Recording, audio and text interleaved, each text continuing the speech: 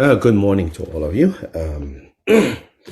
So I think almost all of you are on the WhatsApp group for the weekly Wednesday Dugong Dhamma Kirti. Those of you who are not, I will send this to you. So if you are already on that group for the Wednesday night group, you should have received this updated text on the Vasundhara water offering. Vasudhara with the 4 Jambala water offering. So I said that soon I will maybe 2 days, 2 mornings a week, we will do that practice. So for those of you who don't have, the set and all of that, and don't intend to have it, it's okay. You don't need, a physical set in front of you. And even if you have, if your morning schedule is a little complicated to go set that up, don't worry about it. You just do the sadhana together. Probably what will happen is Tuesdays and Thursdays is when we'll do the water offering. And then the Sang, Achi Sang, will continue on Monday, Wednesdays, and Fridays. In part, the idea here is to introduce slowly to a set of very, in fact, they are very simple practices, they are not like the elaborate deity yoga practice of visualizing a lot or this or that, but they are simple, like this Achi Sang practice, the water offering practice. Simple in the sense that, if we started, if we grew up in this culture, these are things that we just grew up with. So for many of us, when we're exposed to the Dharma in the West, we basically just got from baby and into like a master's degree class, kind of shoved into it. And we miss all the other things,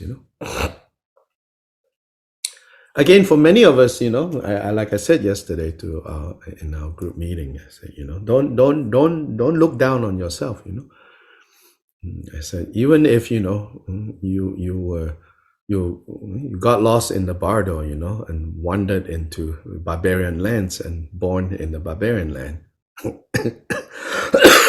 meaning not in the Buddhist culture. So maybe some kind of negative karma, got lost. But despite getting lost, you found your way back, which is just unimaginable, And then trying to do this master's degree, at least master's degree, if not PhD, trying to do this master's degree, PhD stuff just like that, And then finding it challenging. And then despite finding it challenging, after 5, 10, 15, 20 years, you are still here, And this is like incredible merit that must be there to support this. So anyway, don't look down on yourself, and of course, don't be arrogant. But also, don't look down on yourself. Don't feel discouraged by, I'm not this, that. It's like, no, it's amazing,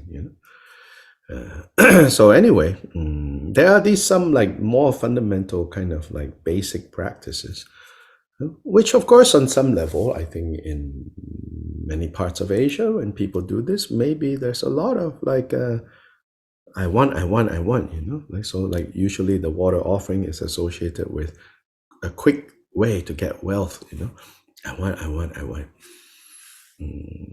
And then, when they do the smoke offering at night, sur, they always think in terms, and believe it or not, actually, I know a lot of friends who are like, I don't have a lot of friends, but I know of these people in Asia.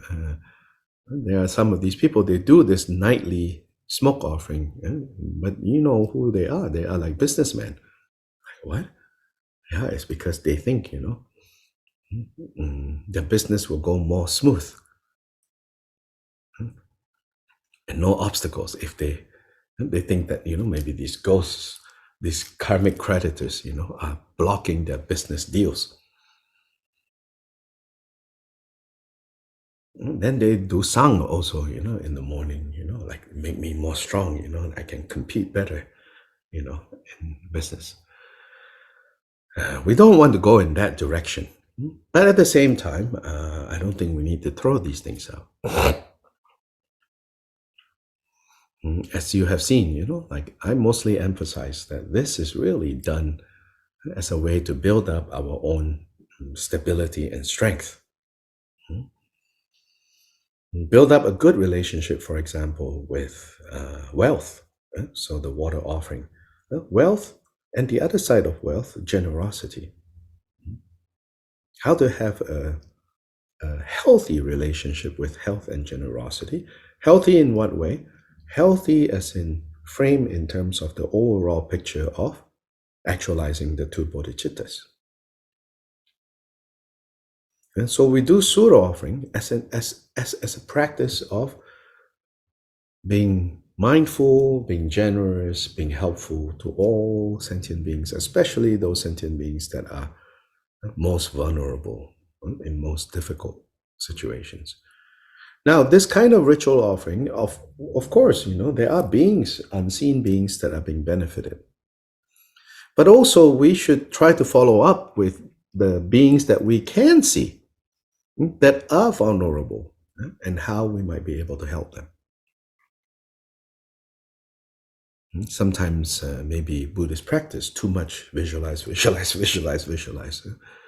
Then those that are vulnerable around us, or we kind of ignore, also not so good. So outer and inner meeting more and more, right? So the sang, the practice of sang is basically maybe well, on one level, is calling our attention to the faults and the breaking of samayas, of promises, of vows that has occurred. And as a result, not only affecting ourselves, but affecting those around us and our environment. Sometimes when we talk about karma, it can sound like a very individualistic, very personal thing. But always remember that, yes, the basic principle of karma is, of course, is that when I create negative karma, the negative result is mine to bear. When I create good karma, the good result is mine to enjoy. That's a basic principle. But that principle is always lodged within a broader context of interdependence. So that piece cannot be lost upon us. Otherwise, we will take the practice or the principle of karma and turn it into, like, well, if I work hard, then I will get, I will do well. Then, people who are not doing well, that's because they're not working hard enough. Oh my gosh, look around, Majority of the poor people in the world work twice or three times harder than rich people. So there's also interdependence, So this sang practice helps us to see the interdependence of how our actions, even though primarily the karmic result is our own to bear, but our actions have implications on others, on those around us. Likewise, the actions of those around us also have implications and impact on us. So sang is a way to call attention to that and to repair that. And then particularly with establishing this relationship with Achichoki Droma, especially those of us who practice in the Drigun Kagyu, there's also a sense of closeness with her and her mandala and her environment. And the closeness to her mandala, her own environment, helps transform our own mandala, our own environment, into more and more in sync with her mandala, her environment. And at this time, when we do in the morning, these different prayers of protection, of removal of obstacles, then this is also a time we think of all the troubled places in the world. There are so many places, right? And then whichever of these places or people that comes to mind, we think we do this for them.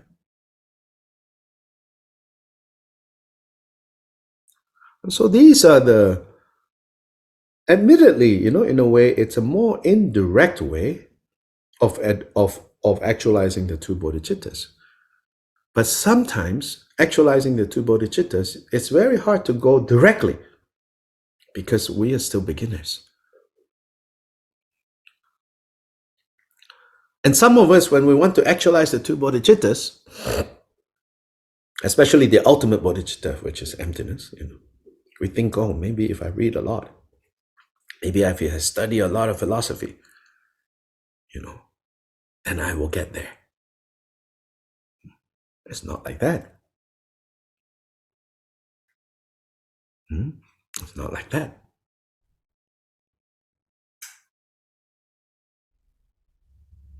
Studying is good to a certain degree.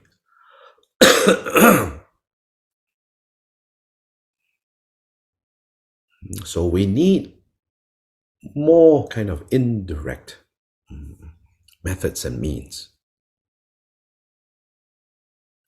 Then in that way also, do it without all kinds of expectations. Do it so that it becomes habitual. Brushing teeth, so that it becomes habitual. Even brushing teeth, sometimes can be like, I don't want to do it. That's the truth, like grown-ups will not admit. But that's just our reality, just that's the way we are.